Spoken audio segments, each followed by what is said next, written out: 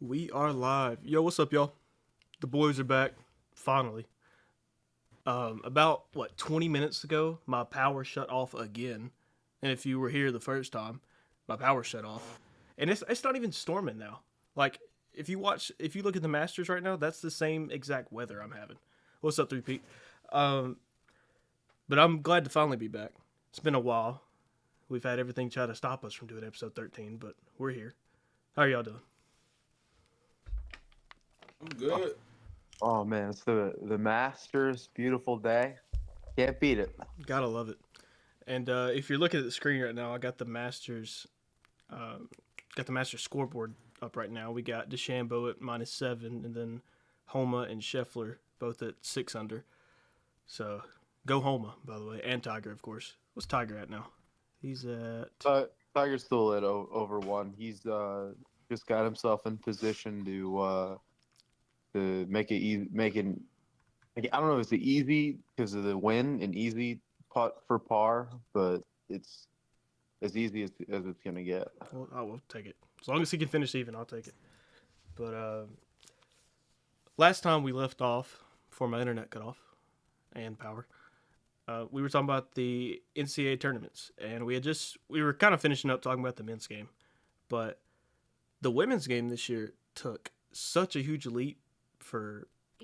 It was really bouncing off of last year, but the growth that it's had in the past 2 years has been insane. And shout out to everybody. Shout out to Angel, Caitlin, all those girls, Juju. I mean, it's been really cool to see that game grow, and I wanted to get y'all's opinion on that. I'll start with you, Icy. How do you feel about the growth of the women's game in the past 2 years? Oh man.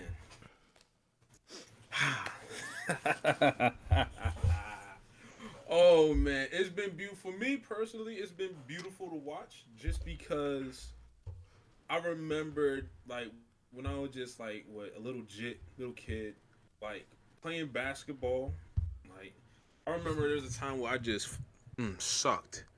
But my uncle, shout out my uncle, he was actually a coach at White Oak Middle School, and he was on the women's side, and he always told me like, yo, come out to the games and like watch how women's play because they're obviously behind men in athletic ability and stuff like that. There's not that much action, but they have to really get down with the fundamentals.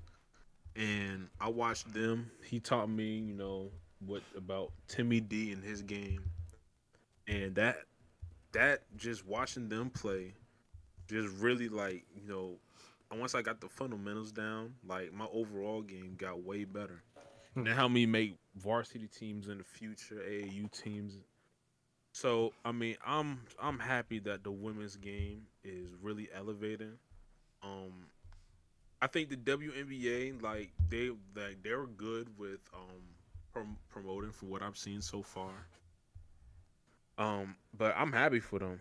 I know we're probably gonna get in depth with everybody else and like the winning and the champs stuff like that. But I'm just happy seeing the women's finally, sprouting out now and getting Mhm. attention from a different audience. Well, yeah, it's been really cool to see, you know, just how many people are tuned into that because I mean, just a few years ago we were talking about how the women's game was in just such a bad place and there was just no market for it, and the fact that it's especially for like the WNBA, right? The fact that it's starting in college and they're going to be able to take that on to the WNBA and just grow the game from here on out. And it's even like the younger people, like freshmen in college too, with Juju and I believe the girl from Notre Dame too. Isn't she a freshman? Yeah, I couldn't tell you her name. Hannah. Yeah. Um, it's just really cool to see, and it's even outside of Caitlin, or excuse me, outside of Caitlin and Reese. It's there's a girl from Virginia Tech, I believe. She's really good too. Like it's not just a two people. Obviously, there's the talk of the town is the two people, but there's more outside of that when you really look into it, and it's been really cool to see. Mac, how do you feel about it?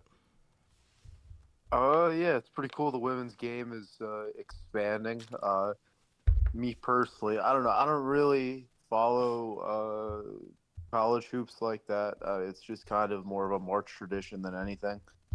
Uh, I'm probably just gonna stick to my men's sports and just keep it pushing. I don't know.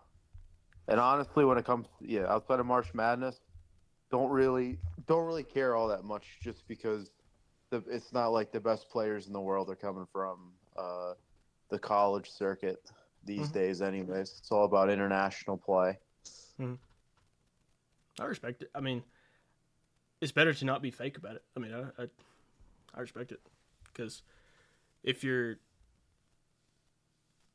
well, I don't know what I'm trying to say, but it's good to not, you know, I don't know. I'm yapping, Yeah, but I'm gonna be on. Yeah, I'm just being honest. Like, yeah, I mean, I it's good to could be honest try though. I could try to sound fake smart, but like Yeah, I don't really know. And honestly, it was the most fun part about the women's tournament was definitely Iowa and LSU, at least from a casual I agree, perspective, Dev. because Also, what's up, everyone bro? on the timeline was going crazy either way. Yeah, and Dev, that's what we were saying. That especially from a viewership standpoint, that the women's game did overall probably better than the men's game. But Yeah, probably. well, I for guess the Final Four and on at least, it definitely did. But it's definitely better for storylines. oh yeah, for sure. That's for sure.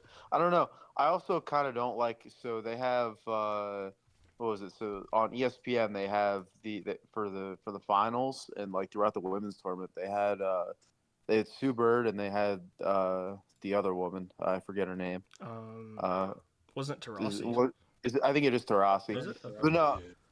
like I couldn't like it's hard. It was hard for me to watch it because like all they were doing was like they were kind of being like bitter old people in a barbershop. Like they were just kind of trying to dunk on the younger generation of players, Yeah, it was kind of that and was kind of weird. I ain't gonna lie.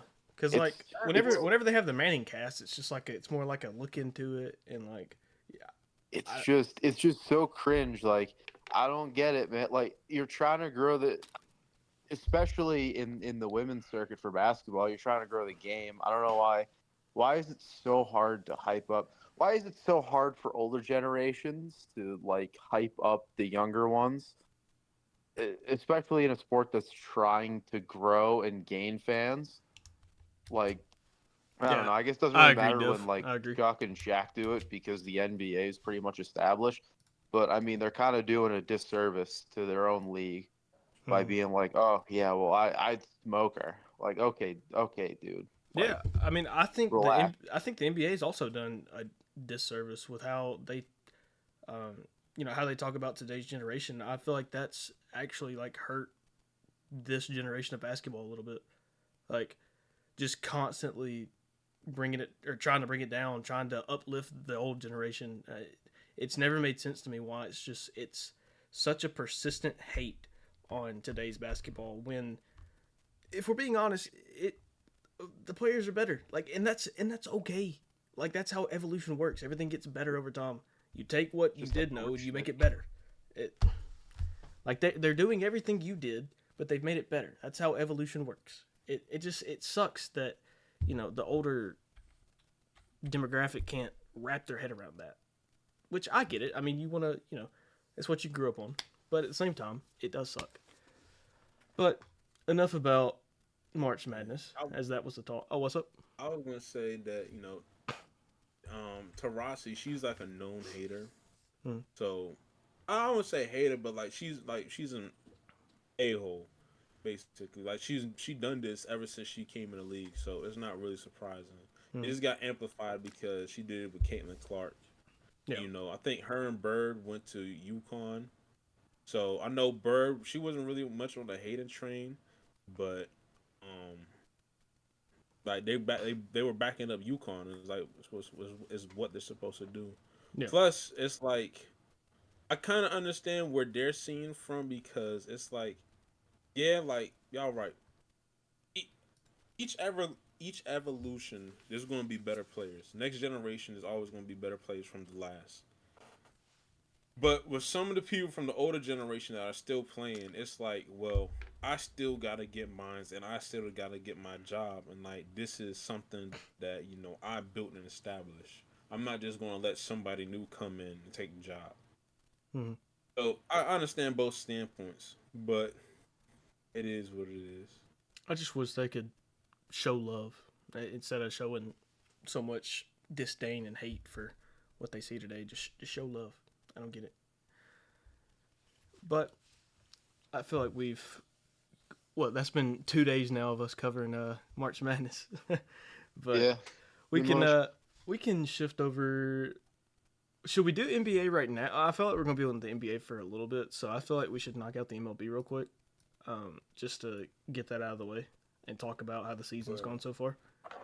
Um, I guess the interesting topic that we can cover right now is what are y'all's thoughts on all the pitching injuries?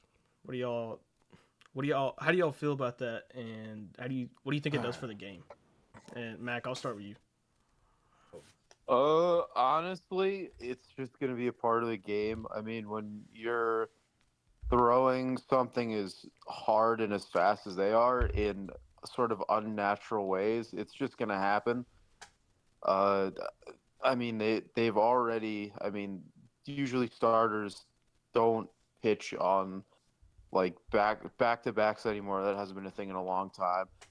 They usually only pitch for about 5, maybe 6 innings if they're feeling it, or if they're going, or if there's the rare opportunity for like a perfect game, That's then facts, obviously Dove. they play 9 innings.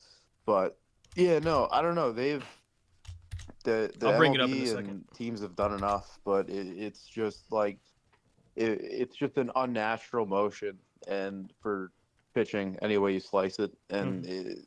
it's just there's nothing you can really do except I don't know, maybe cut it down to like 4 innings. I mean, it's just bound to happen. I just don't know how you can, stop players from having like Tommy John or Mhm. it's tough. It's like trying to basically it's like the concussion argument in football. Like it's just in our anatomy. Like we're not technically supposed to do that. Yeah, that's what Dev was saying in chat. He said the human body isn't made to throw 100 miles per hour, which is definitely true. And we're evolving. You know, we're getting stronger. I feel like people are getting. You know, it would take a lot of time to get used to that, but like uh, we're definitely not built to throw 100 miles per hour. And he also said one way to mitigate this is by extending days of rest and introducing a 6 man into the rotation IMO, which I think that's both really good. It's a good thing. It's a really good idea, actually. Hmm. And he also said yes, or less than 6 innings pitched per start. All of those I agree with, because if you're like, especially with Strider's case, like he's throwing 90, like he's maxing out 99. I don't know if he's ever touched 100. He may have once or twice, but it there's no way that that's sustainable. And the fact that this is his second, well, he's not confirmed to have Tommy John, but the fact that this could be his second Tommy John, and he's only, I mean, I don't even know how old he is, like 20. I want to guess 24, but it just really sucks. But I see. How do you feel about it? So I'm still kind of learning the game of baseball, still kind of casual to some shit going on in MLB. I know that when throwing something like just throwing a football, I feel like um how I put it. When throwing a football, you feel most of the attention of throwing the football like kind of in your wrist, kind of in your hand, not really in the arm per se. I was watching MLB Network one day, and I think one of the Braves pitching coach, he was explaining it, and he said, baseball is a game of variables when it comes to like pitching. And he said, there's no problem of pitching like how it used to be. Either if you do like a 3 or 4 man lineup, but he said with the pitch clock coming in now, and everybody's like, there's a certain like now people's routines changing. You gotta do it faster because of the clock. There's going to be more and more injuries. He said the best way to like cut down some of these injuries the pitchers are having is to make the mound flat. I thought about it. I was like, makes sense. But I don't know, just for me, just being a casual, I don't know if that would change like how the hitter box would be. Because like they standing on a mound and like they're kind of throwing, I want to say like downward into a box. I want to say, am I right? I don't know if I'm right or wrong. Yeah, it's on a downslope. It kind of, I've never really thought about it in like a what's the word? I don't think it's Kinese way, or however you would correctly say that, but going down, it kind of gives you momentum. So I would think, at least I'm not too sure. I feel like you'd have to exert more force if it was flat. Yeah, you would have, because you when- use the rubber to push off to get some pep in your step, some oomph in your throw, and then you're already going downhill, so it makes it go. It brings the momentum. Yeah. So honestly, if it was flat, there might be more injuries because guys would be forcing it more yeah, they would have to use more to effort. try to even get the 90. And if you made it flat, I feel like you'd have to bring the pitcher closer, so it's technically faster, but then it'd be more dangerous because, I mean, you see how hard they hit the ball today. I mean, Acuna hit that ball 121 last year off the bat at Dodger Stadium. Like, it's ridiculous. Yeah. Dude, I would. go ahead. That's just what a guy in the league for the Braves, a pitching coach said. I'll read all this my in a second, whole- Dev. My whole theory of it really is, I think. Actually, I'll read it right now. To cut down on I think I sent out a tweet a couple days ago about it. I think if they, I kind of agree what he was saying with all right, make the mound flat. But I think, if you're not going to make the mound flat, just have better umps, and I think up the pitching clock to at least 5 more seconds. I would say. Yeah, I've noticed. Sorry, I didn't mean to cut you off. No, I was gonna say I've noticed the umps this year I'm not even just watching Braves game. I'm watching just around the league in general. And shout out Tony in our friend group. He broke it down to me. I agree It was with all that, the umps Dev. been I'll tell Icy to read on bad, that. and they in a will second. always be bad just because it's a part of the game. It's not like how the NBA or the NFL deal with refs, to where it's over time throughout the years, they put in technology to help them. The MLB just does not care. Their thing is yo, all right, the gets the final say so. And if the ball is way out the box and the be oh yeah, that's a strike, it's a horrible call. Players gonna get in fights about with the ump. But it's yo, you can't do nothing about it when millions of viewers are watching the game. And it's bro, that ball is definitely outside the box. How can you make that call? I think if they would get a little computer device or just a replay booth right next to them, they can easily just change the call, and that will lower the amount of pitches a pitcher will have to pitch. To be honest, it was last week, I want to say, or a couple weeks ago, when we had Fried played against the Phillies. All last year he didn't let up one run in the first inning.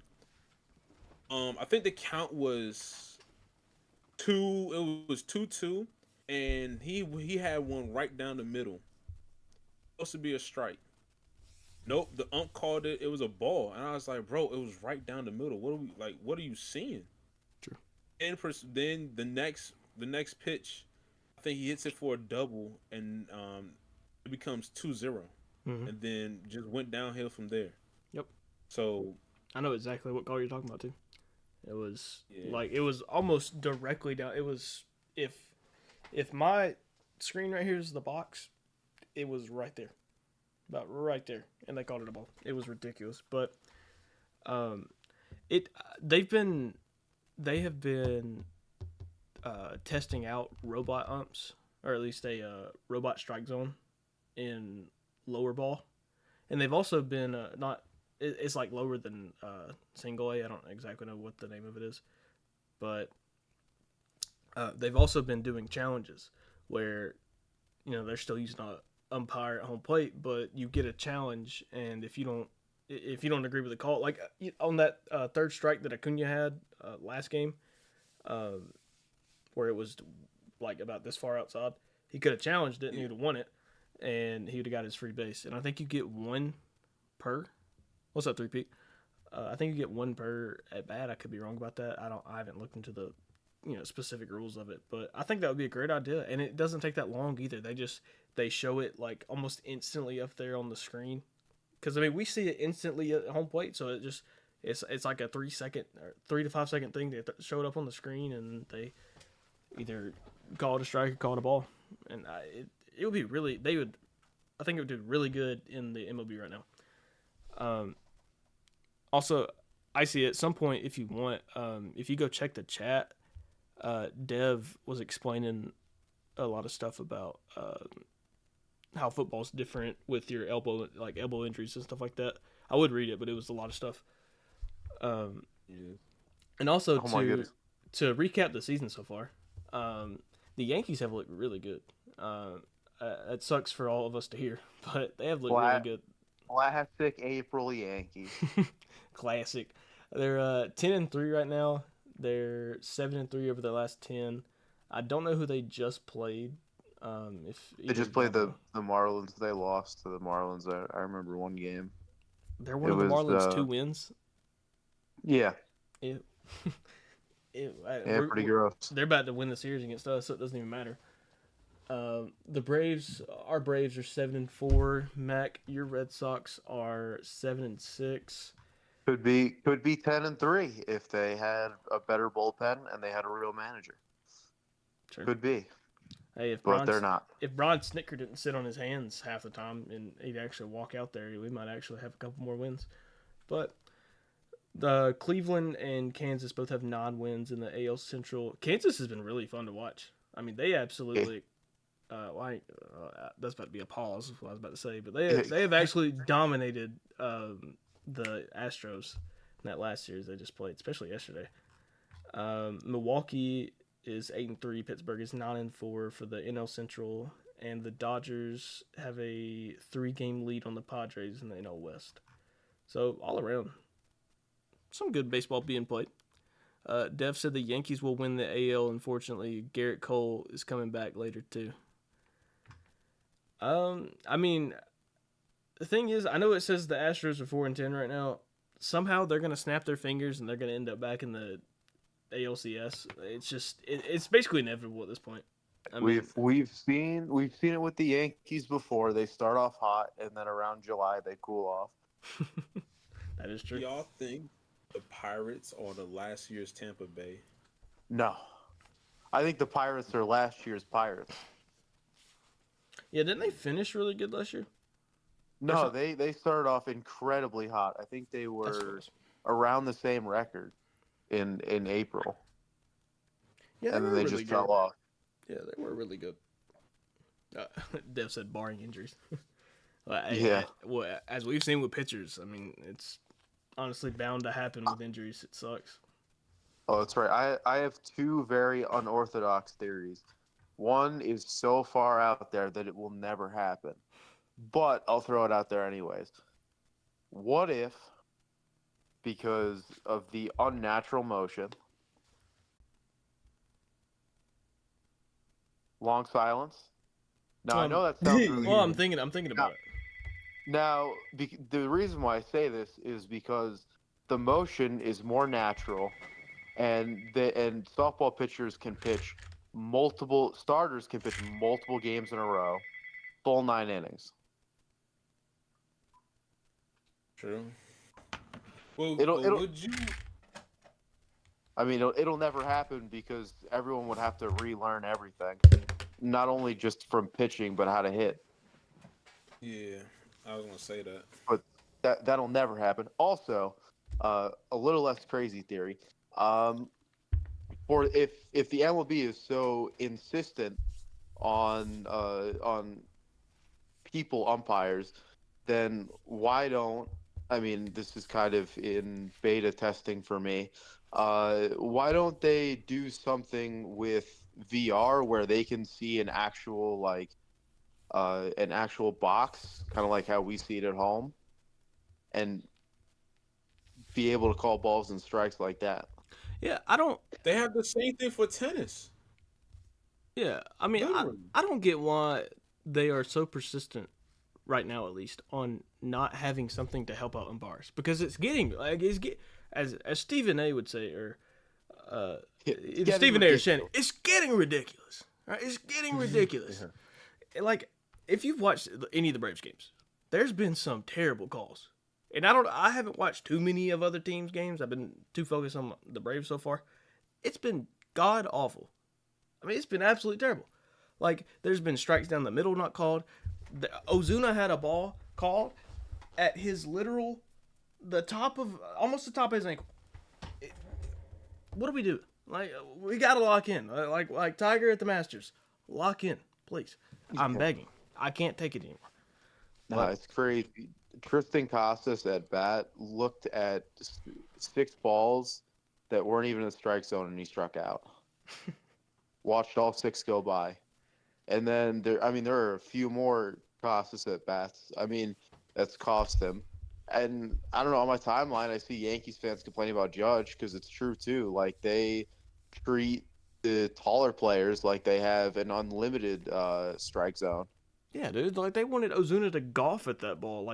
Like dead serious. That ball could have been at the same height that you would tee up a driver. Dev said, I agree with Mac. It keeps the human element of the game and improves call accuracy while having physical umps to review calls or break up fights. Yeah.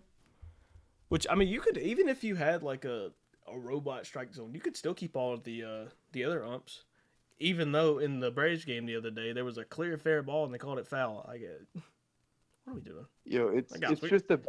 It's just a bad look for the league when like everyone else issued challenging on replays for like decades, and it took the MLB until like 2016 to be like, oh yeah, we should do this. Yeah, the fact that they never had replay was the craziest thing to me. Never understood. Oh no, they had replay, they just couldn't use it. Yeah. It was. There's just been so many questionable things. Was Rob Manfred even over the MLB at that time? I don't think so.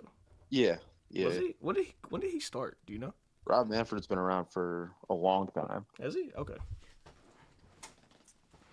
I'm a young lad. I wasn't keeping up with who the commissioner was back then. I think that's Oh, actually, no, never mind. What am I talking about? Yeah, no. Oh no, he's only been commissioner since 2015. Okay. That's right. But Bud Selig was commissioner for a long time. Dev said, "Did you guys see what happened with the Twins the other weekend? The ump missed 9 calls in the first 4 innings and 8 went against Minnesota. That's tough. What did they have the umpire scorecard? Like I was gonna say somebody must have gone crazy. I haven't even looked at any of the Braves ones. There's just always gonna be like one pitch, and it's always to a Braves player that's here, or there. I'm gonna get a headache talking about it again.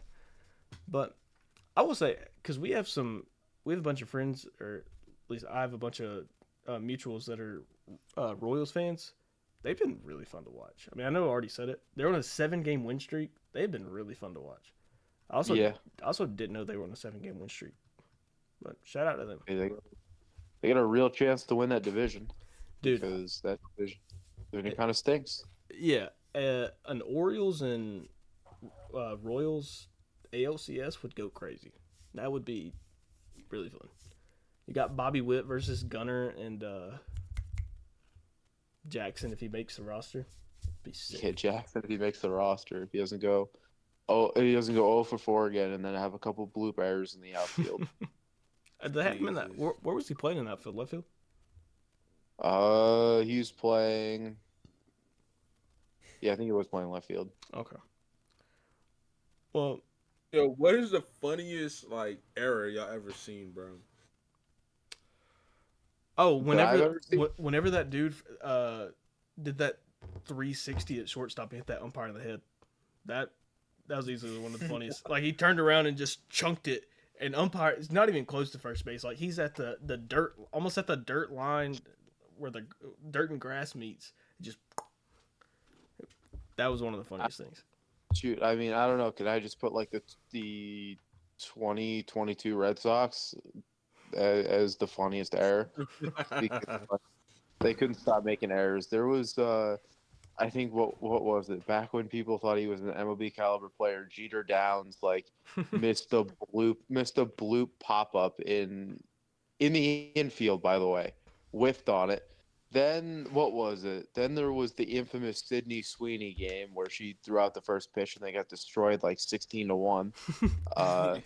Where Jaron Duran was playing center field for the first time ever and just completely lost the ball in the lights, and it was behind him and he was looking around for where it was. No, But no, do y'all remember the error that the dude on the Cubs had against the Braves that kept him out of the playoffs last year? It was I think it was Suzuki, but it was just like a routine fly ball hit to right field, and he's trying to catch it, and it falls. He doesn't catch it, and then they end up missing the playoffs because he didn't catch that. Like there was other stuff that happened, but it was solely he catches that ball, they're gonna win the game. And thank you, I guess. I mean, it was really funny watching Cubs fans cry. I can't lie. Sorry if there's any Cubs fans in here, but whenever y'all were crying about Acuna's stolen base, it was kind of funny. Oh, and man. Speaking of errors, anytime you bring up errors, Brooks Conrad against the Giants, his 3 error game that I was at, and I was like 10 or 11 years old, and I cried after the game ended, and I hated Brooks Conrad for the rest of my life. That wasn't funny, but it's funny looking back. I think that's enough about baseball. Yeah, such a young season. So many things could happen in literally 2 weeks. Yeah, I'm sick of the Braves having rainouts. We've already had 3. It's ridiculous. But before we fully transition into the NBA, I don't know if you guys saw about 3P. What are you laughing about, bro? I don't know if y'all saw what had happened with Allen Iverson today, but he got a statue. You know, He got happy for Allen. Clap it up. Clap it up. congrats on the trophy. Clap it up. Happy for him. The only problem, the statue is shorter than him. This is one of the smallest statues I've ever seen in my entire life. It's on the screen right now. What is that? Is it? I mean, is that like a metaphor for like if you took out the MVP year? Yo, bro. I don't know. I don't know. They literally had it. They literally put a Defensive Player of the Year award like Yeah. it like cemented into the ground. They just took his MVP trophy and just put it on a pedestal. Like, somebody could There you steal go. this. Somebody could, dead serious, pick this up out of the ground and steal it. Like, have you seen it, Icy? I seen it, bro. It's a damn Bro. shame. This is, They didn't have it in the budget. They got to pay Tyrese Maxey. like, dog, in this picture, he is Yeah. Yeah. he is dead serious taller than this statue. Actually, I think it meets the top of that finger. I think it meets the top of his hat. That's Yeah, crazy. AI is only like 6 feet tall. Exactly. I mean, I say that like I'm some giant, but exactly. That's crazy. But I guess shout out to AI for getting a mini statue, for getting a McDonald's toy as a statue. Yo, they made a bigger statue for a fictional character. That's crazy. 3P, that wouldn't guard your home. It wouldn't guard anything. If I speak, I will be in big trouble, so I will not speak. Jesus. Oh, DeChambeau is he's at 8 under through 13, Yep. and Soul Scheffler, place at first. Scheffler's 5 under. That sucks. Dang. which I want Holman to win. He's already finished for the day. But to fully transition into basketball, we have what tonight and then Sunday are the last 2 days of games, right? Yep. Thank God. One of Oh, the the season been such an eyesore, bro. one of the most exciting seasons of all time. Am I right? So Yeah. So Oh yeah. so exciting. But what do y'all I, what's up? What's up? Tired of watching meaningless basketball. it's been so bad.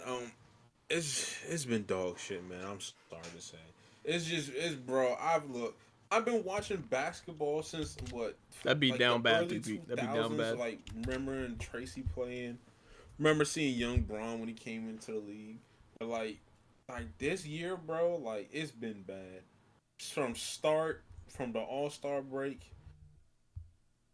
Now, bro. Like it's just been dog shit. The only games that really been really like entertaining to watch was a couple of the Lakers games. The Hawks had a couple. We really only had one game, but that was against Golden State. The Mavs had a couple good games. Denver late games. I think what's his face? Jokic hit like a half court shot. I remember that. Tyrese was balling out. Then he kind of fell off. But like, there's been sneaky good teams. The league just haven't given them any good coverage. I hate the Knicks, but I mean you gotta give them credit when credit is due. But all in all, it's just like I think this year for like women's basketball, women's college basketball has been way better in almost every aspect than the NBA. We usually come to the NBA because like drama, storylines, stuff like that. I don't really think there's been that much storylines in the league at all. What Embiid got hurt. Braun, what year 21? That's that's like the main storyline kind of. But people really haven't been talking about that. The MVP talk been like brewing, but it's been brewing late. Really it. Well, I don't know if I'm missing. Well, Tyrese. Oh, Ant emergence being to like a superstar type player. Well, we had I two forget people about drop him. 70 against the Hawks. Yeah, you had Curry and Luca, but it wasn't Luca. No, I'm just shaking Yeah. my head because the fact that it happened. I thought. Oh, I'm just mad. yeah, I just get mad about it, thinking about it. And I know we're gonna talk about Max Celtics, Mhm. but Max Celtics. I mean Giannis. Yeah, the injury too, but Mhm. I mean, it hasn't been. If any, there's been small storylines, but there's really haven't been like nothing to really wrap your mind around it to make you watch NBA this Yeah. year. It's been really bad. I will say one of the things that has really sucked is the fact that Ja has been out. That I feel like that's because he's one of the most exciting people to watch, no matter how you feel about the Grizzlies. He's Yeah, like, I feel like that has really taken or putting a hurt. That was really country on the NBA product this year. But I mean, I will say Ant emerging and Tyrese emerging has helped, but especially if the Knicks could actually like say the Knicks make the ECF, I think that will also help. If we have an ECF of the Celtics and Knicks, that'll be a banger. That'll be a banger. that would be great. Nah. Well, shout out SGA too. We've been balling out too. Mm-hmm. The youngest team in the league, top 3 seed in their conference. Shout out to them. Mm-hmm. We had an argument last night with one of Oh our my one of our good friends, Rax, about why we thought the Thunder were about a year out from really contending, and why he thought we were dumb for that. Yeah, why they were gonna win, and then he brought up a team that didn't even win the title.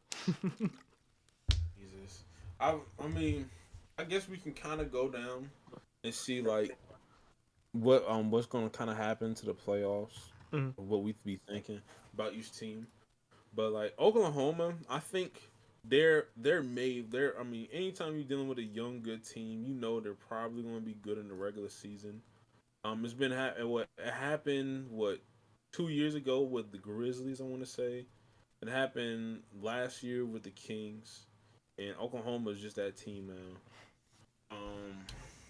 Yeah, they're I think probably gonna play, depending on how these final 2, 3 games are gonna be probably playing the Pelicans. Or, you know, what would be a great storyline? KD coming back to OKC. Jesus, man, That would be good. that would be great. I would love if that went 7. I wouldn't Mm. care who won it after that. I mean, That to prove that I was right, I would like it if the Suns won, but I wouldn't care who won that. I probably think the Lakers. They're probably gonna play the Timberwolves. Probably, I can see it. That If, eighth spot is gonna be up for grabs. if they can win 2 playing games, I mean, I think they can, but if they can win 2 playing games, And they just need to they gotta get out of that. Actually, wait, no, I don't. Do they even have a chance to what's it called to beat the 7th seed? who the Lakers? Yeah. The Lakers, I'll check on They're- Real App real quick. Jesus, they have a chance to be the 7th seed. They gotta win out. Plus the last I think who plays tonight? I think they're gonna need I think everybody plays tonight. Yeah, I think they need New Orleans to beat somebody. And I think they need Golden State to lose. Because right now, I think they got the Lakers at the 10 spot because Yeah, they're tied right now. yeah, so it's gonna be interesting. If they wanted to get Sure. the 7 seed, just going off of memory, I think the Warriors have the tiebreaker over them, so they would need the Warriors to lose a game, and they would need the Suns to lose both games, but they have the tiebreaker over the Suns. I'm pretty sure. So if Yeah, they anybody in do. chat knows, yeah, I was about to say if anybody in chat knows or if y'all know, but like the Kings, Warriors, and Lakers are all tied at 45 and 35. And actually, you know what? I could probably show this on the screen. That'd probably be a Yeah. better idea. That it's going. I know the play-in starts. I want to say the 16th or on the 15th. It Hmm. starts it starts very soon, thankfully. Yeah. Yeah. We need to go. I have it. I have it right here. Juice. All the projected bracket or both projected brackets. For the play-in, it says that the Heat and 76ers will be playing. Heat's the 8th seed, 76ers the 7th seed. And the winner of that would go on to play, as of right now, the Bucks. I'm pretty sure that's locked in, I think. Let me check. It's not locked in, actually. The Knicks could take the 2 seed. The winner of 7 and 8 plays the Bucks. Well, I mean, the Knicks could take it, though. If the Technically good, but I don't know. I mean, I think the Cavs still have a chance. I could be wrong about that. I don't know what their season series is, but But they're yeah, the Cavs are a game under, right under the 5th spot. they're 2 games under the 2 spot. yeah, 2 games out of they basically need the Bucks to lose out and they need the Knicks to lose out. Yeah. So as it stands right now, Hawks and Bulls are playing in the 9-10 game. Winner of that would play the loser of 7 and 8, and then that team would play the Celtics. Excuse me. That team would go on to lose to the Celtics in the first round. As it sits right now, the Knicks are playing the Pacers for 3 and 6, but the Knicks can jump to the 2 seed, and the Cavs are playing the Magic. And I think those two can still flip flop because there's 2 more games left. So if the Cavs lost both games and the Magic won both games, they would jump them. The thing Yo, that's what's up? honestly, bro, not to cut you off, but if I were the Knicks, I'd want to stay in that 3rd seed because I'd rather play the Pacers than play Joel Embiid if I'm the Knicks. I agree. Fact. I agree. The one thing that's also a little bad for the Knicks is me and Michael were talking about this a couple of nights ago. The Magic and Pacers both hold the season. They both won the season series over the Knicks. So there's also a chance, while the Knicks can be the 2 seed, they can also still be the 6 seed if they're not careful. So, do I think that'll happen? No, but there's a chance. I'm gonna see who they play while we're sitting Yeah. here. I think playoffs usually one side. In the past couple of years, usually the East has been about matchups, but for East and the West this year, it's all about matchups. To be honest, Knicks are gonna be fun. Yeah, the Knicks are gonna be fun. They're gonna be okay. They're playing Brooklyn, and then they're playing the Three Peats, so they'll be okay. Jesus, The 3-peats is crazy. They'll be okay. They're playing the Bulls. Well, I guess the Hawks' fate rests on whether DeMar DeRozan's daughter is gonna clap at the free throw line or not. yeah. She didn't have to show up. We'll just miss our free throws. Doesn't matter. If she just blinked at Clint Capella, he wouldn't even shoot a second free throw. He'd just walk away. No. Respect the play-in god, Trae Young.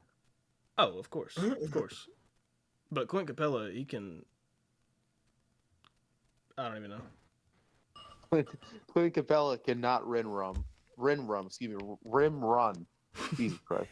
I'll be okay. That's not all that he can't do. That man can't lay up. He can't dunk. He can't jump. He can barely rebound. He can barely He catch. can't the ball. play. He's That got no sounds like- hands. Yeah, got small hands. Doesn't know what to do with the ball. Has no post moves. He can't play. He's bona fide. He's Kwame Brown 2.0 now, bro. He might be He's even worse. He's cooked, bro. He's a Worse cook. is wild. It's insane. So how we feeling about the rewards though? The awards, I'm feeling a Jokic MVP 3 out of 4 years. I don't know about that, bro. I can't. I know he's the best player in the league, but my thing is there's better debates for Luka and SGA to win it over Jokic. I don't really see it because SGA has been sitting out a few games. I mean, if the Nuggets get the 1 seed, which they should, like it's pretty much undeniable. Like you can't, because Jokic has the seeding ranking over Luka, and their numbers are pretty comparable. And then with SGA, he'd also have the seeding argument over SGA, and Jokic has better numbers than SGA. I think numbers wise though, I think hands down you're gonna have to give it to Luka. I think right now he's second in assists and number 1. To y'all in the chat, scoring. who would y'all have? Plus he got as better MVP? numbers out of all the 3. Because me personally, I don't know. I don't But know. I man. mean, yeah. I also say like with Denver, like yeah, they probably gonna get the number 1 seed. But I feel like they just got the better team overall. If you look at like Oklahoma's team, they were like what number one or 2 majority year, and SGA was doing his. He was doing his thing. Damn.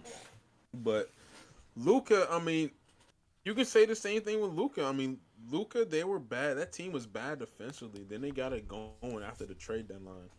I think me and Chance said it a couple episodes back. Yeah, we said it. We said it at the trade deadline. Yeah, they had a really good trade deadline. Really good trade deadline, and then there was no more the beef, and the World War III was about to break out between Luka FC and Kyrie FC, but they gelled together, and Kyrie, he's almost about to have 50, 40, 90 year, and Luka, I mean, he's been like just letting them cook and stuff. They gelled together. Plus, you can make the other argument that Luka doesn't have an all-star. It's just him. Same thing you can kind of do with Jokic. Jokic don't have an all-star. The closest all-star on that team is Jamal Murray. Same thing with Kyrie. So How has Jamal Murray not been an all-star? it's just it's kind of It's crazy. almost what Jimmy Butler been doing, but like he's always been somewhat consistent, more consistent than Jimmy. But I just feel I just feel like Jokic just has the better team overall than both those other superstars. Well, it depends on who you ask. If you ask a Thunder fan, you're gonna get a different answer. You're gonna get a wild answer, Yeah. as we learned about 12 hours ago. Crazy. Yeah, but that's Shout how I out see it. Rex. What about you? Did you say me? Yeah, what about for the MVP? For me, MVP. As much as I want to be a hater, I love being a hater. I I'm glad I don't have a vote because I can't decide between what are their names? Shy and Luca. I honestly I won't be mad if either of them get it. And of course Jokic has a claim too, so I'm not gonna be mad if he gets it. I feel like that's a pretty median answer, but like I think they're all three deserving. I think Luca's been incredible. I think Shao's been so inconsistent. Consistent. And we know how. What am I trying to say? We know how much Jokic impacts his team and impacts the game. So like with all three of those, they're all three great candidates. Like I'm not gonna be mad if either of them get it. Now if somehow somebody else gets it, then I'm gonna be like, what the hell? But if I have to choose one,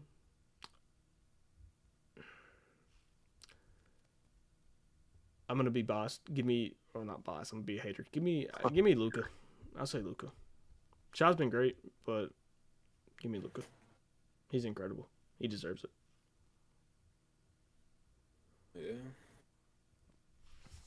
Yeah. How we feeling about? Well, we kind of know that Victor is gonna win Rookie of the Year. I think everybody knows that. Hey, don't tell Thunder fans that. It's still a race. Jesus. It's not over till it's over. How are we feeling about Defensive Player of the Year? Rudy's probably gonna win it, but Rudy. Wemby, he's gonna win so many in his career. He's gonna win more than Rudy. Tough. I won't be mad if they give it to Wemby. As long as whoops, go ahead. No, go ahead, Matt. As long as Derek White is top 5 in Defensive Player of the Year talks, I'm good. Jesus. Has there ever been a Rookie of the Year and Defensive Player of the Year winner in the same year? I know with Magic, he was Finals MVP and Rookie of the Year, same year. I don't know about DPOY. The only rookie that I could think of that could have possibly done that is like Tim Duncan, but I don't even think he did that. Because I know Victor. I think they said is he averaging like? I know like the past 30 games they said he's been averaging 6 blocks. Something like that, bro. I saw a crazy stat about it. Oh, actually, yeah, there is. There's one person. Oh wait. Dwight Howard. Is it Dwight Howard? Is it Wilt? Or wait, somebody says yes and then somebody says no. I'm so confused. Let me look up. Y'all can keep talking. Let me fact check this. Oh, okay. It was okay. Yeah. There's been 2 actually.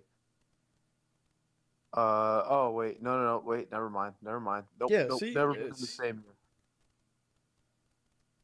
It's like somebody says yes and somebody says yes and then somebody says no.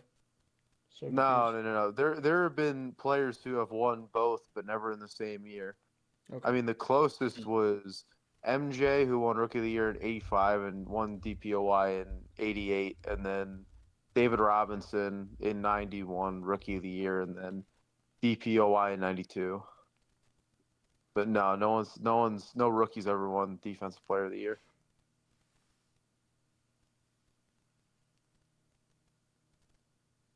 You won't tell me the years.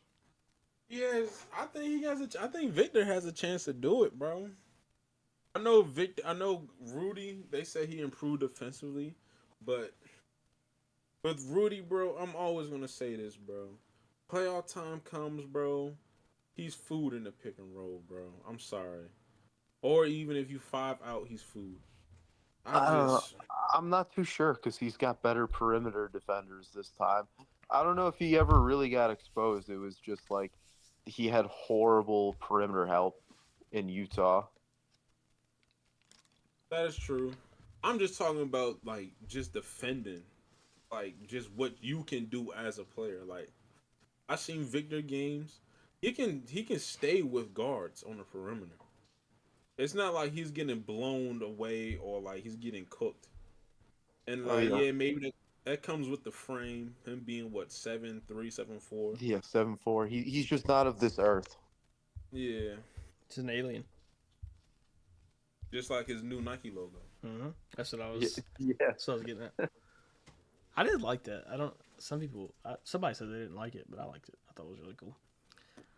I think they did a little bit too much with the Nike checks on the side, just a little Yeah. bit too much. I get what you mean. What was I gonna say? Oh yeah. So, if you had to pick one for the upcoming playoffs, who would you say is gonna make it farther than they should? If you had to pick one, like who's a team that could make like the ECF or WCF that you wouldn't, you probably wouldn't have picked originally. Just a wild guess. Who's your sleeper team? Oh, Mac, I'm gonna let you go first. To go farther than they should. Like how the Pretty- Hawks did in 2021. Let's see. Honestly, dare I say the Orlando Magic go farther than they should in the East, just because they're so well balanced. They might have some of the best role players in the game. Mm-hmm.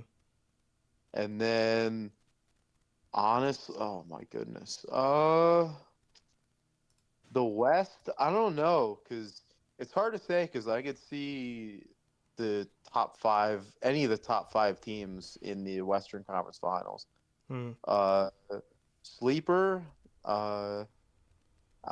Oof. I don't know. It's hard. Like that top five is really good, and then it kind of like really falls off. Yeah. So I'll have to get back. I got to think about that. The one in the West. I'm gonna let Icy go. So I like Orlando's team, but each year out, we was talking about this, bro. We was making jokes of it, bro. Somehow, some way, them boys down in Miami and Eric Spoelstra gonna get them.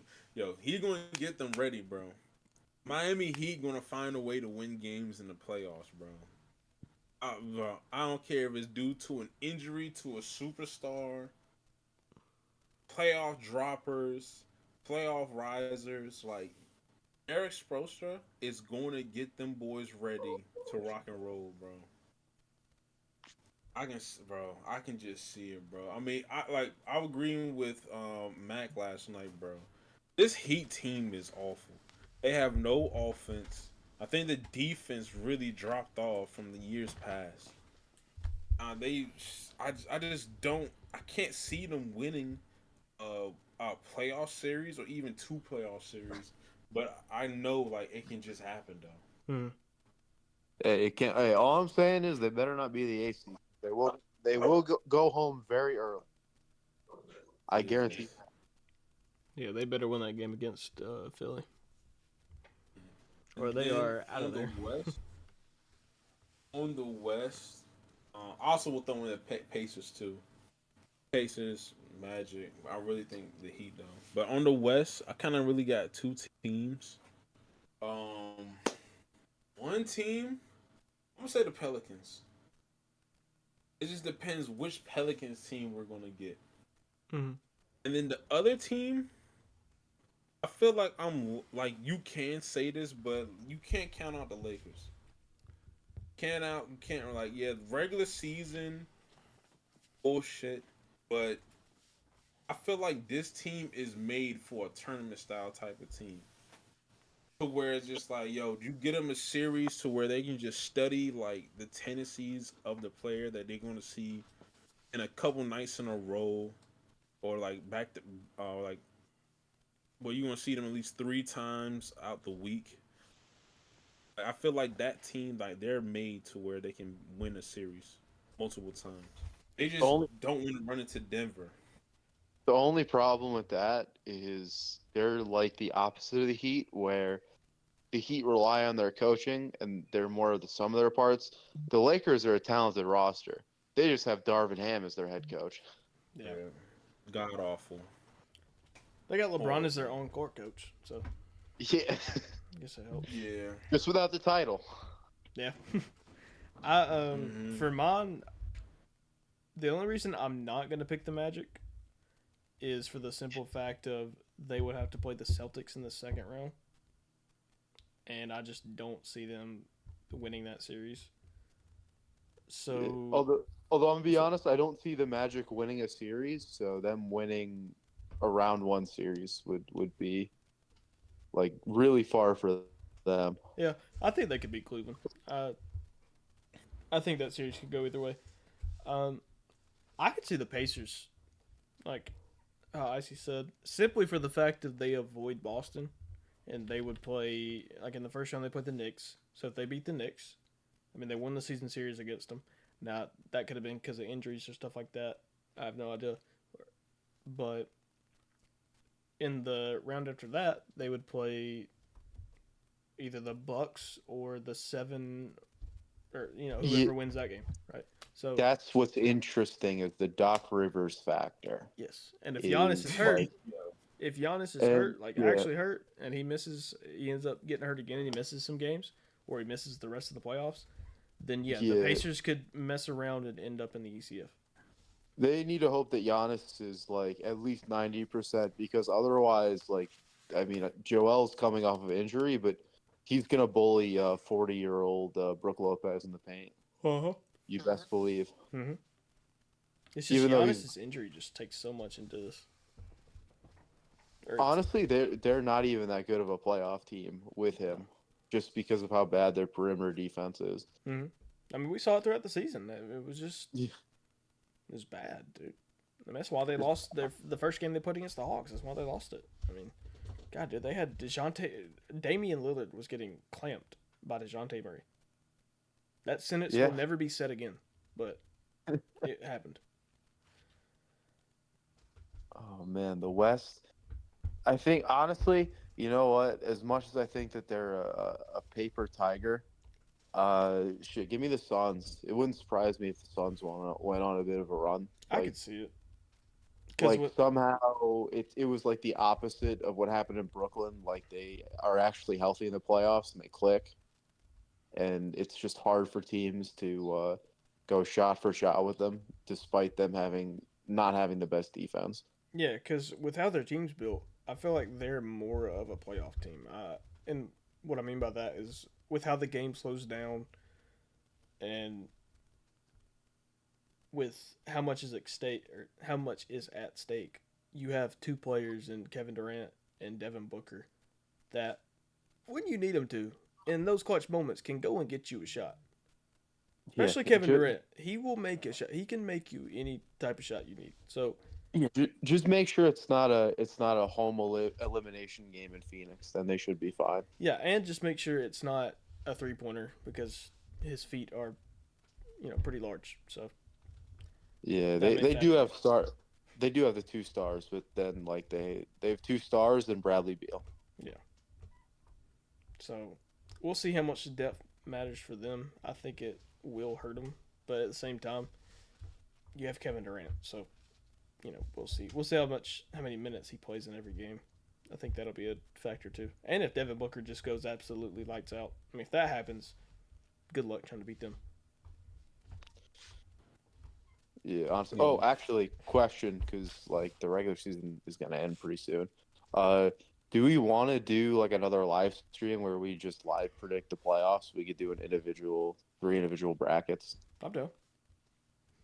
That's fine. I'm fine. I'm down because I can make either a graphic or we can have a like pictures or something like that. Or, use a website to make brackets like that, and then I can screenshot it and send it to y'all. We can post it on Twitter, something like that. I don't know. We can figure it Yeah. out like that. I'll brainstorm. Do These something. playoffs are gonna have some really fun matchups.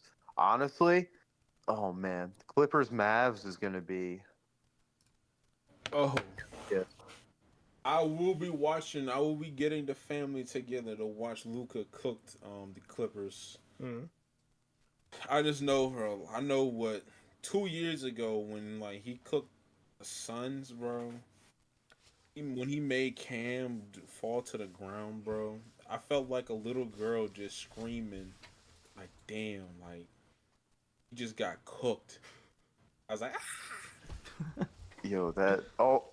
Also, another reason why I want the Knicks to stay the 3 seed is because I'd really like them to play the Pacers, just because they have the history together, and also their regular season series was so much fun. Hmm. yeah, I'm pretty sure if I'm not mistaken, because me and Michael were talking about it, the Pacers won that season series. Now I know against the Yeah. Magic they had injuries, and that's why the Magic ended up winning that series. But I, they might have been healthy for all the Pacers games. Maybe not all of them, but at least 80% of them, or 75% of them, whatever the number will be. Um, I will say the one thing that's gonna suck for the Lakers and the Warriors, I guess, is, and I only say Warriors because they're 9-1 in their last 10. I couldn't tell you who they've played besides the Lakers in those 10 games. But the one thing that would suck for both of them is, say they win their playing game, whichever one of them, and then they beat I'll just go ahead and say Kings to get the 8 seed. You're playing the Nuggets, most likely. Unless something Yeah. crazy happens, you're playing the Nuggets. So good luck. It also would be crazy if, say, the Timberwolves, because the Timberwolves play the Hawks and then they play somebody else. But say the Nuggets somehow drop. I don't know if I don't know who has a season series in that, so I'll just say both games. Don't see that happening. But if the Timberwolves got the 1 seed and the Nuggets got the 2 seed, and then we got a Suns and Nuggets first round matchup, cinema. I'm there for it. And then second round, we get Nuggets and Thunder. I like it. Yeah, it's gonna be really toxic. The I small like it. small market teams going at it. That would be a crazy playoff run. If they went Suns, Thunder, Timberwolves, and then, or I mean, it could be Suns, Thunder, Clippers, or Mavs, or Timberwolves, and then the Celtics. That would be insane. That would be a crazy playoff run. I don't think they'd go Nice. 16-2 like they did last year. But do y'all have anything else about the NBA that you want to talk about? that's what playoffs coming around the corner. Playing always going to be special. League regular season this year was dog water. I don't. There's nothing really else to talk about. Like, there's no drama. It's really not. Yeah. It's been kind of really dry. not. This season's just been dry. So hopefully, No, not gonna lie. Regular season been fantastic from the start of the season until about roughly 3 weeks ago. it's probably just because our team sucks. That's probably why, honestly. Because I'm sure this regular season's been really fun for Mac. Oh yeah, no, it was. And then they locked up everything, and then they kind of just like been going through the motions and testing stuff out. That's crazy, man. Both of your college basketball and NBA teams have been the overall 1 seed. That's insane. Yeah, pretty crazy. That's insane. Honestly, never thought. Honestly, was like before last year, was pretty sure that UConn would never win again. Was almost confident. Then they turned into Drake. Yeah, they turned. Back to back. Yeah, shit. That was pretty fun. Hopefully the Celtics can complete the double dip. I've never been more confident in a Celtics team. Even when I watched the 08 team, I wasn't as confident as I am in this team. It's just such a good team. They're pretty fucking good. I mean, unless they're playing DeJounte Murray, you know. I mean, unless they're I'm just kidding. That's true. DeJounte Murray just tossing up 44 shots. Letting him take about 75 shots in 2 games. Like, all right, MJ. Jesus. I guess the last thing that we can talk about, unless y'all think of anything else, I did put it in the what's it called? A thumbnail. What are y'all's thoughts on college football going from 12 teams in the playoffs to 14 teams before we've even seen the 12-team playoff? Like, we don't even know how that's going to work, and they've already gone from 12 to 14. What are y'all's thoughts on that? Money. Yeah, That's The first word that comes to it clearly. Somebody came to the commissioners of all the Power 5 conferences and just said, there's a way for us to make even more money. We could add a couple more playoff teams. Yeah. That way, more revenue for more schools. They get more venues. So, I mean, just honestly, As long as their model doesn't conflict with anything the NFL does, they should just be able to dominate because it is the second most popular sport in the U.S. So, like, just as long as they avoid any type of scheduling conflict with the NFL, they'll be golden. Also, that's right. After Ice goes, do you think that the ACC is going to dissolve as soon as next season? Jesus. So answer the first question. They just like Max said, money. Like, yeah, bro. It's obviously because of the money, bro. You can't blame them for it. I think that after next season, they're going to disperse from the NCAA and make their own little league or something like that. nothing's Is that confirmed. It's just been rumored, but nothing's actually happening with that yet. Yeah, but it's all for the money. Trying to get more teams in, big time teams, and see what's going to happen. And then the answer is Matt question. It's sad to say, but the ACC is going to disperse. I don't like. Once you hear Cal, it's going to be part of the ACC. You know the jig is up. You're not going to have a school out west come to the ACC, bro. Plus, you also had, I didn't know, but like for the longest now, Florida State, Clemson been trying to go. I think Florida State really been fighting it for longer than Clemson, but they trying to go ahead and go down to the SEC, be a part of SEC or independent. Clemson, they definitely trying to move out now. I wonder what like some of the other schools like D State, I wonder what they're gonna like do because I can't see them. I don't know if the Big Ten is really gonna welcome them in. Maybe, but I don't know. And then obviously like the other two big schools, North Carolina and Duke, like where are they gonna go? Are they gonna like say, hey, like let's go down to the SEC too? If they do that, then their winning is gonna go down. I don't see them competing.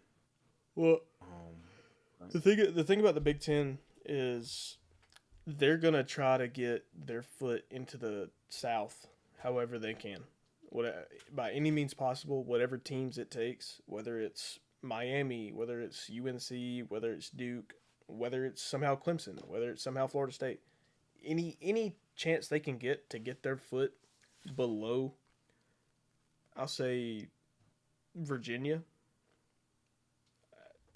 Really, that Virginia line down, if they can get their foot anywhere into that, even Georgia Tech, they can get their foot into Georgia, they're going to try to do it because they're going to want to try to expand their brand. And it's smart. It's really smart. So the SEC has to be careful, and they're going to have to lock up, Clemson, Florida State, and maybe Duke and North Carolina too. I don't know which teams they choose, or if they would even have a choice, a broad choice like that. I think they would, but it's going to be interesting to see what the Big Ten does to counteract, the ACC eventually fizzling out. And I guess to answer my own question about the 12 to 14 shift, I don't really, I don't understand it at all. I get it for the side of money. I think it sucks. I think it sucks for the product of college football. I do get why you would want more money. I hate the fact that it's for money, but that's just the reality that we live in. That they're money hungry and would rather risk the product of college football just to get a couple more dollars. The NCAA has been like that forever though, so it's not surprising. Um, I I thought the 12 team thing, we haven't even seen it yet, but I thought it was going to really work. If you think about it, with the Power Four conferences, you would be giving at least three, because at least the top three that are going to win the Power Four conferences are probably going to be the best three teams. And then say you have a group of I guess six now, a group of six team, or a group of five team, because the Pac-12 is no longer a thing. Say one of their teams is undefeated, right? Maybe they get that Final Four seed, that bye, and then the other Power Four team, maybe they just weren't that good, or maybe they somehow won it, but you still get a guaranteed, you're guaranteed to get a spot in, so they get that fifth seed, right? And then you have your top four, or say all the Power Fours get a bye, right? And then that fifth seed is the best. It ends up being the best group of five team because they were undefeated. They won the conference. It's like Liberty. I know Liberty got shelled by Oregon, but just just say it, just throwing things out there, right? And Liberty gets to host random team. Liberty gets to host North Carolina. Liberty gets to host Tennessee for a playoff game at Liberty. Like that is so cool. And it's still gonna happen, but it just I hate the format of it, and I hate that the SEC and the Big Ten are gonna always be the only two conferences that get a bye now. I think it's stupid. I think it's dumb for the product. What it means is just eventually all the teams are just gonna go to the SEC and the ACC. Just it's bound to happen. It sucks. Just kind of like writing on the wall. At least with the 12 team, we still had a chance, but whenever it goes to 14, it's cooked. Because why would you stay? What's up? Yeah. Well, I was gonna say you finish your thought. My bad.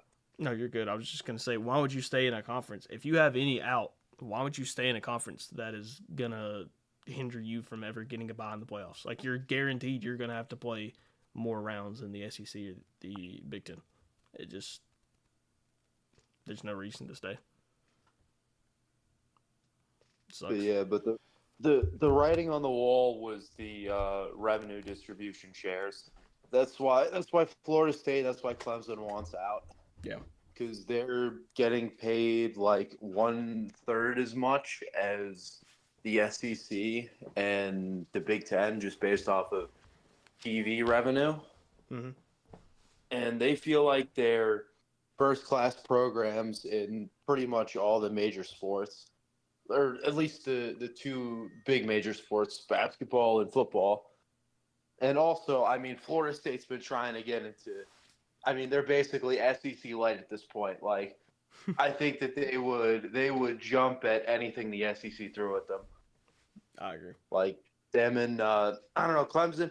Clemson's been a bit more reserved about it, just because they've been able to be that they were a powerhouse in football for a while.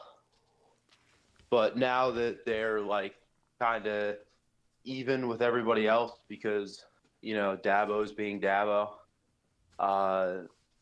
they definitely feel a heat to move to a better conference, just for recruiting and for of course the almighty dollar. Unfortunately, what's going to happen probably to like these tier 2 and tier 3 ACC schools is they're probably going to have to be independent and play each other along with other independents. So That what kind of makes sense is unfortunate because there could be some decent like football programs that we see dissolve over the next few years, Yeah. just because they can't really schedule anybody, and like they're just not making money. That's what I'm worried about is, all the college football programs that are going to suffer and probably be disbanded from the fact of them being money hungry. Like, it's going to really suck. That's why like worst case. It's worse. They should have.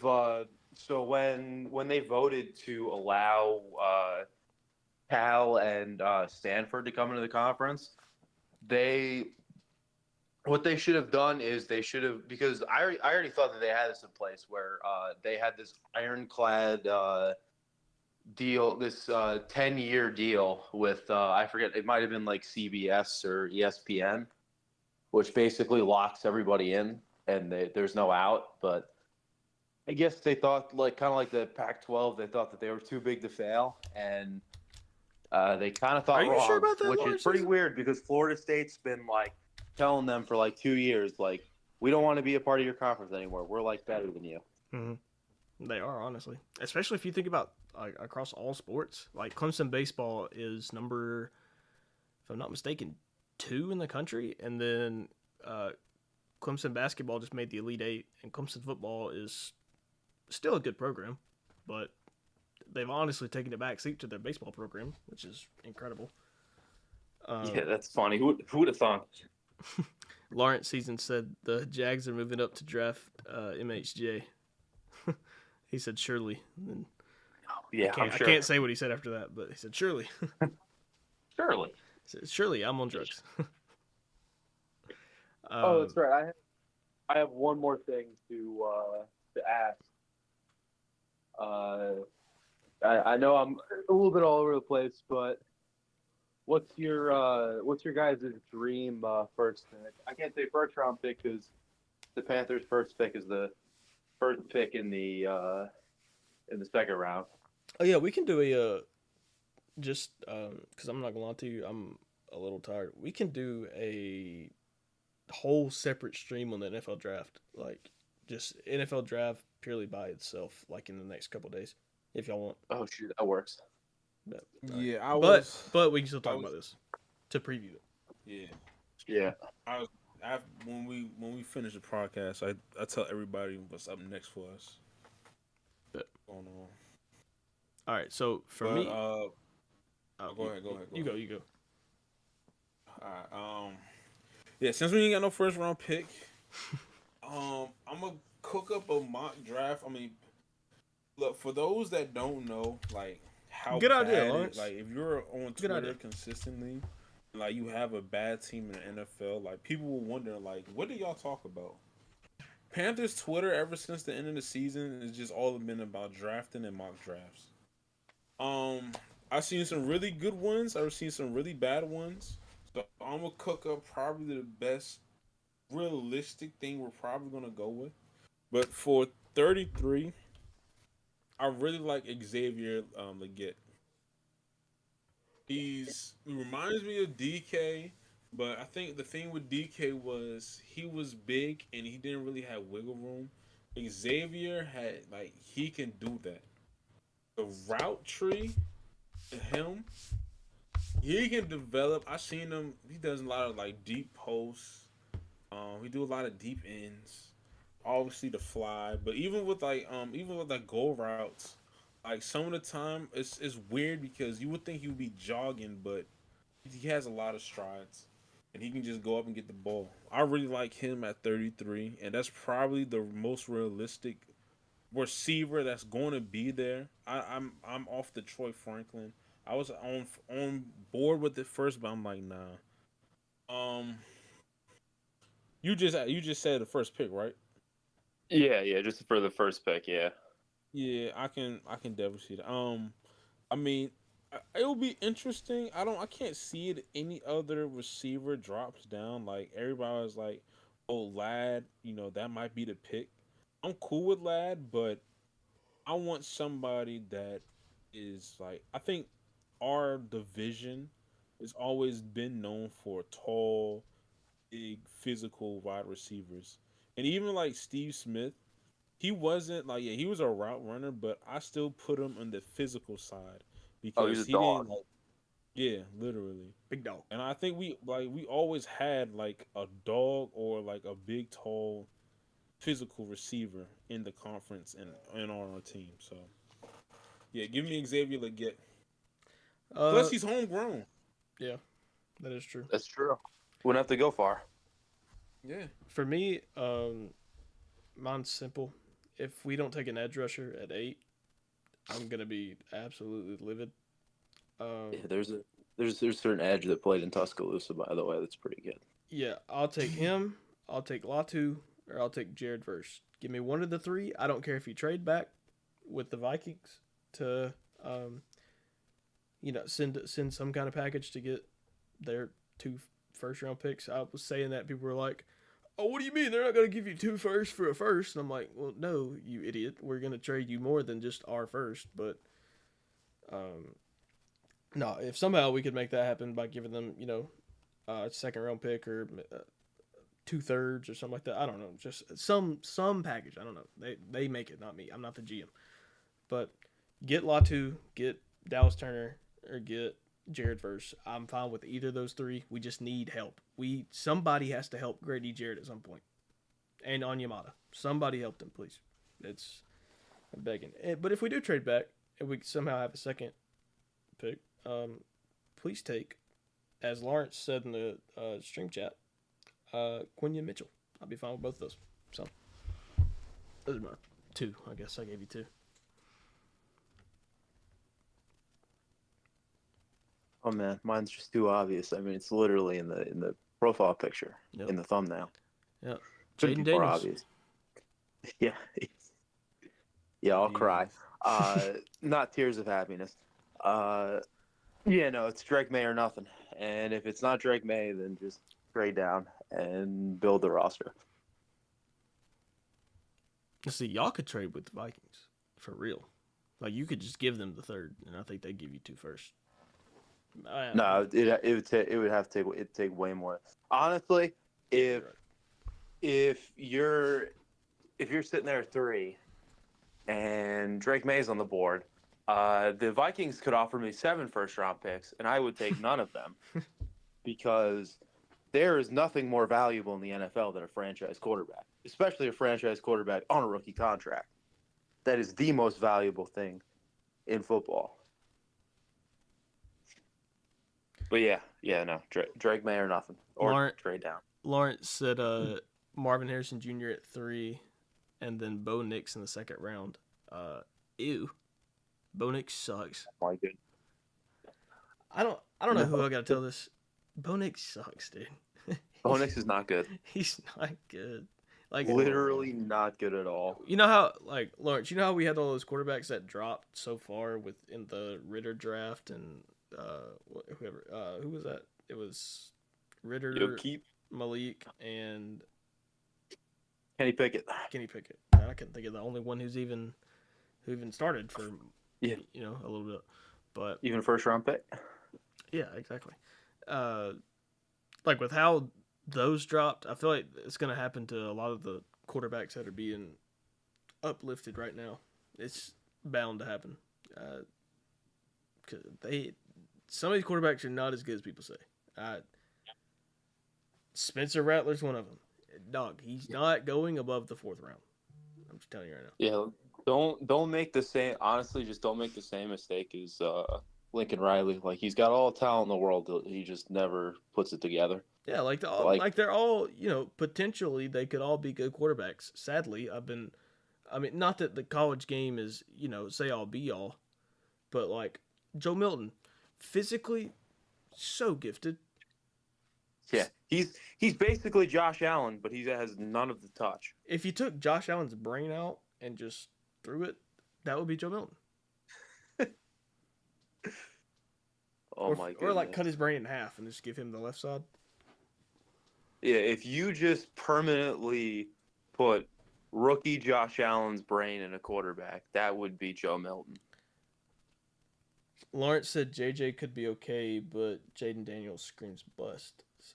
I mean, I I don't. don't know. I'm not saying that's crazy, but I just. Keep I, keep all of those COVID super seniors away. They're like 30 years old, about to get drafted. that is true.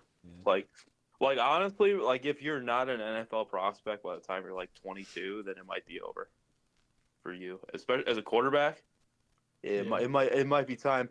Might be time to call up the insurance company, big dog. Well, it's just kind of like what these quarterbacks are. And what were you gonna say, Essie?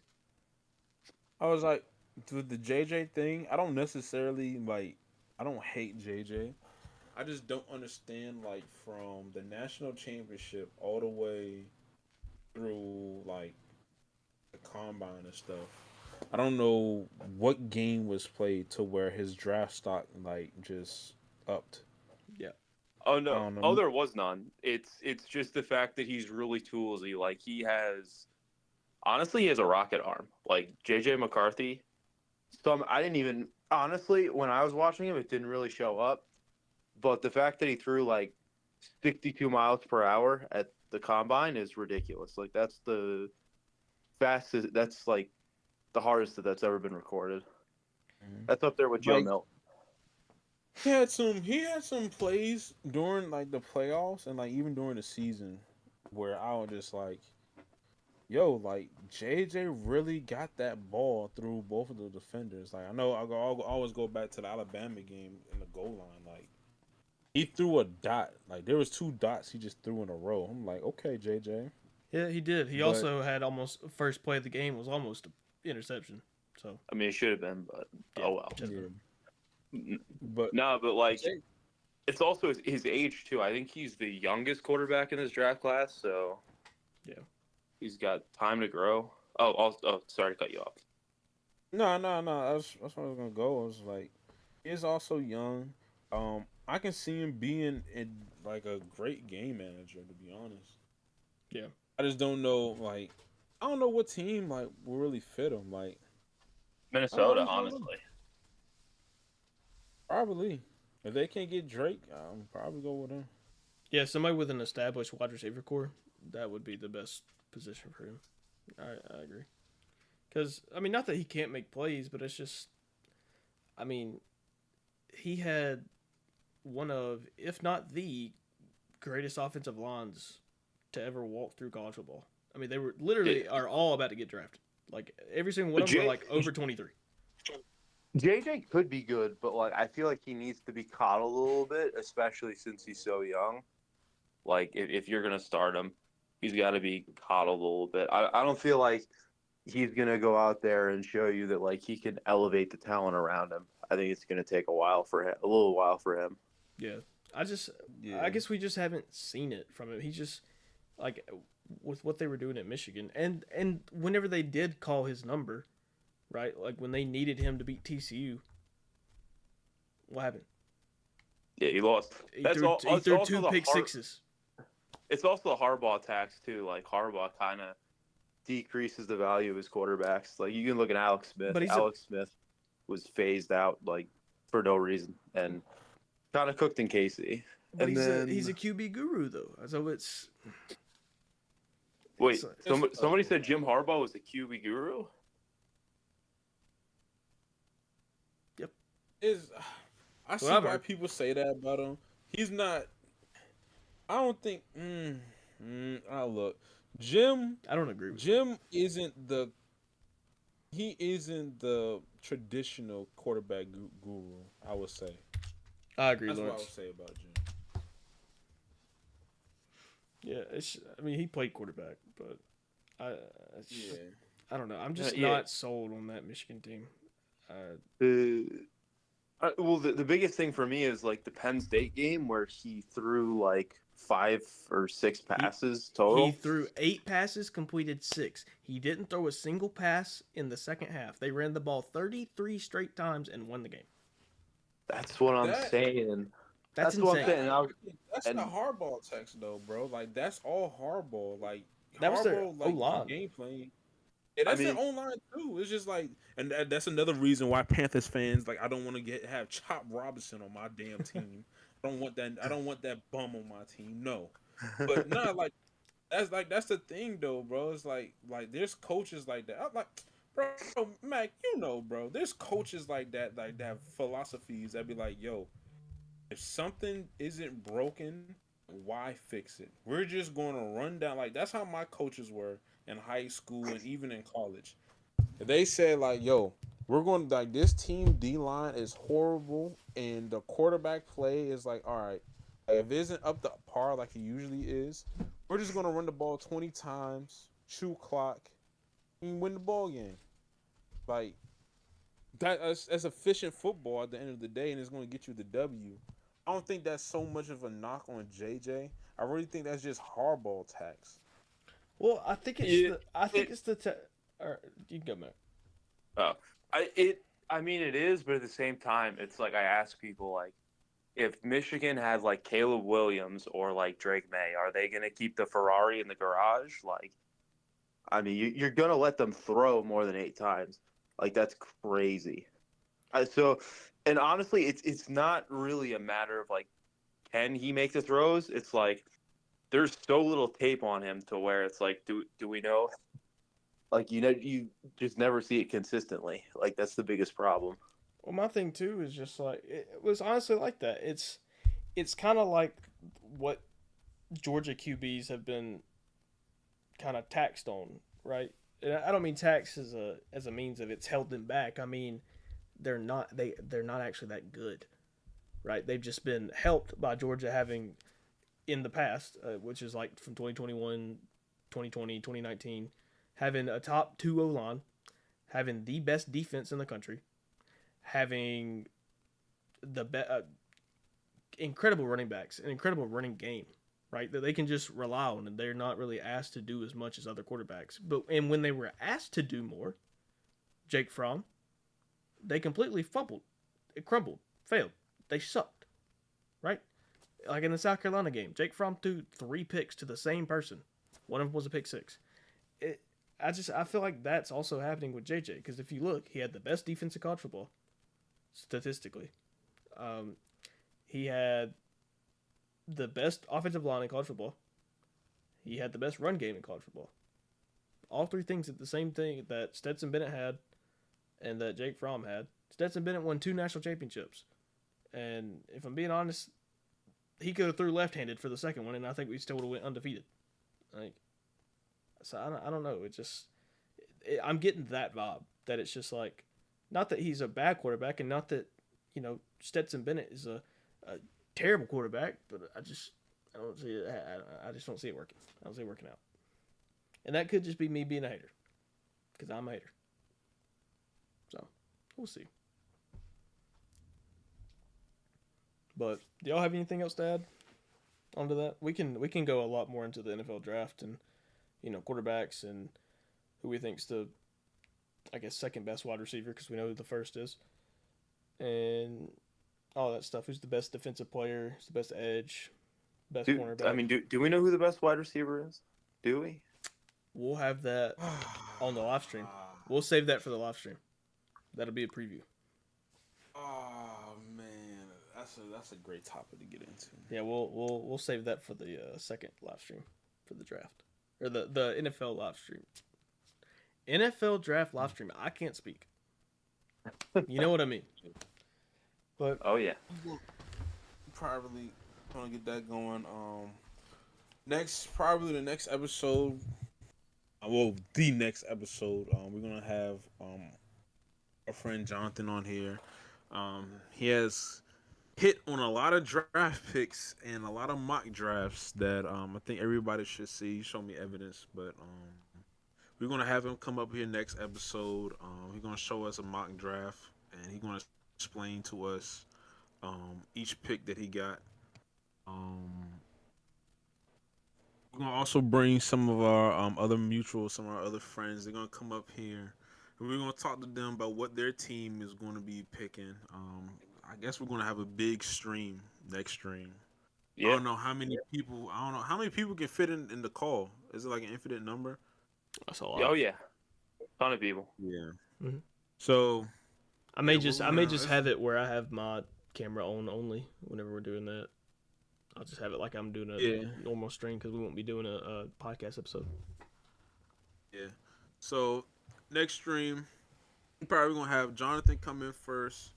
Then everybody else come and talk about their team, and also we might have some. We might do like a little NBA thing, getting ready for playoffs. Um, I know I got a couple people that want to talk about their team and like how they're gonna match up and win the chip, what their expectations is coming into playoff time. But yeah, that's what the future of the cheap seats is looking like for the next couple episodes. Thanks. Mac, you got anything to say? Yeah, just subscribe, helps out a lot. Thank you. Follow us on our socials down below in the description. Mm-hmm. True. Also, we are still planning this out, but you know the Olympics is this summer, and we are holding a Crash Out Olympics tournament. $100 grand prize. Get your duo. It's gonna be we do 64 teams, duos. Whoever wins, get $100 cash app courtesy by Cheap Seats. To Let's enter, go. follow us, subscribe, and comment and hit us in the DMs. It's first come first serve. If we do not get 64 altogether, then we're just not gonna do the tournament. We're just gonna hold out another time. But yeah, we're gonna have that all straightened out in the future though. But summer is approaching. We are in the midst of spring, so. Mm-hmm. Well, to everybody who came out, thank you so much. And I think Lawrence season is still here, so shout out to you. Thank you for coming out. And don't know when the next podcast will be. Thank you, W Podcast. Thank you so much. Thank you for the support. If you could like and subscribe, Lawrence, that would be awesome. I think you already subscribed, but if you could like the video, please, that would be awesome. That's it from us for now. We'll be back for episode Follow us on 14. Twitter. Yeah, follow us all on Twitter. All of our links are in the description. And thank y'all, and we will see y'all next time.